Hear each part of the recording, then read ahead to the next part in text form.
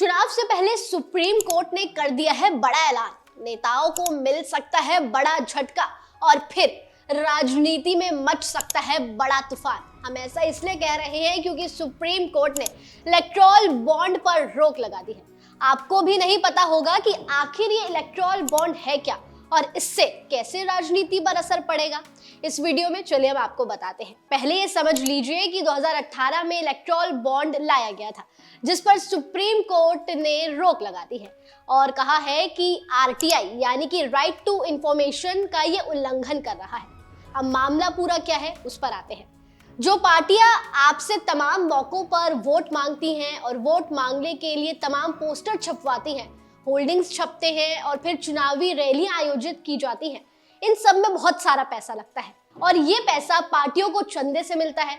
चंदा देने के कई तरीके हैं। सबसे आम तरीका है कि कंपनियां या जो बड़े बड़े अमीर लोग हैं चेक काटकर चुनावी खाते में जमा करवा देते हैं। चंदा ओके है, लेकिन एक और तरीका है और जो काफी अपारदर्शी यानी कि इनट्रांसपेरेंट है, वो तरीका है चुनावी बॉन्ड का या कहीं इलेक्टोरल बॉन्ड का। ये बॉन्ड्स ऐसी शेयर हैं जो किसी भी पार्टी को किसने चंदा दिया इसका पता नहीं लगाने देते।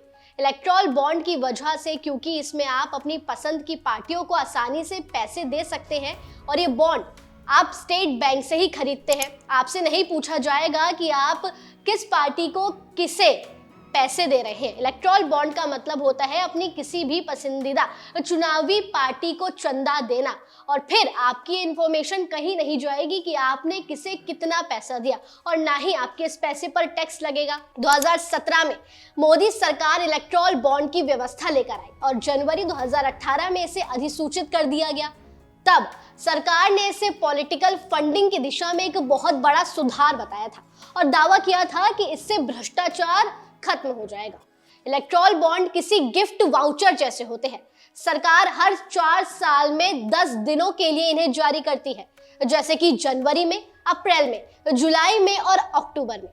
चंदा देने के इच्छुक लोग अलग अलग पैसों के बॉन्ड बनवा सकते हैं और ये बॉन्ड 1 करोड़ तक के बनते हैं।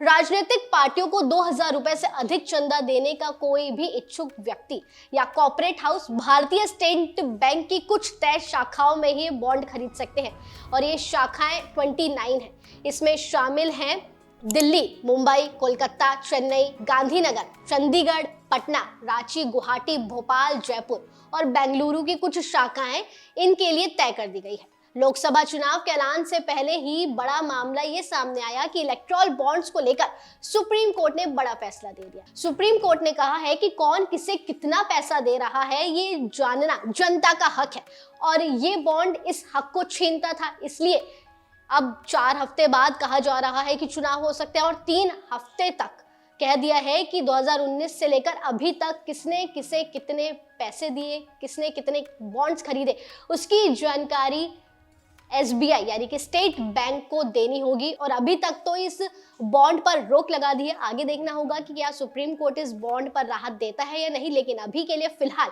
इस बॉन्ड पर रोक है। तो आपका क्या मानना है इस बॉन्ड को लेकर और इस कानून को लेकर, हमें कमेंट सेक्शन में जरूर बताएं और इसी तरह जुड़े रहिए न्यूज़बुक के साथ।